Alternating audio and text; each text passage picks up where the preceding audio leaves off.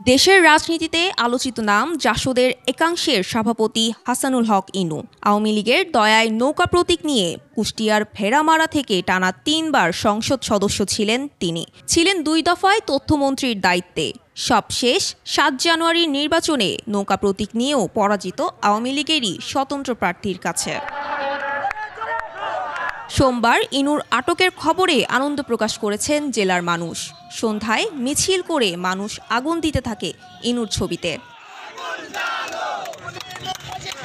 এলাকাবাসী বলছে, এমপি মন্ত্রী হয়েও এলাকায় কোনো কাজ করেননি ইনু।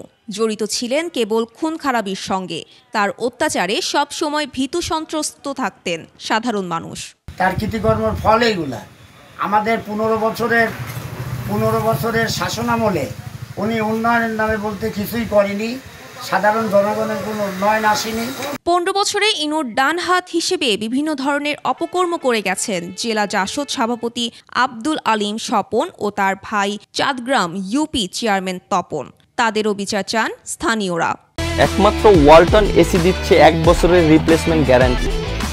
এই হাসানুল হক ইনুর গণবাহিনী এবং মানুষের পর অত্যাচার করেছে।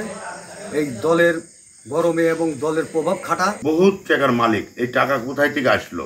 এই টাকা তাদের কোনো বাইরের কোনো ইনকাম সোর্স নাই, তাদের কোনো বাইরে কোনো ছেলে বিদেশে নাই, তারা কোনো চাকরি বাকরি করে না, তারা কোনো ব্যবসা বাণিজ্য করে না। বিএনপি নেতারা বলছেন, হাসানুল হক ইনু পতিত স্বৈরাচার হাসিনার প্রধান দোসর। তার বিরুদ্ধে অবৈধ সম্পদ অর্জন সহ নানা অভিযোগ আছে। সব অভিযোগের তদন্ত করে দৃষ্টান্তমূলক শাস্তির দাবি তাদেরও। আমরা আশা করব অন্তর্বর্তীকালীন সরকার অবিলম্বে তাকে দৃষ্টান্তমূলক শাস্তির ব্যবস্থা করে ভেড়ামারার মানুষের আশা আকাঙ্ক্ষাকে পূরণ করবে। লুটপাট করে গরিবের হক মেরে ও স্কুল কলেজের টাকা আত্মসাৎ করে বিপুল সম্পদে মালিক হয়েছেন ইনু।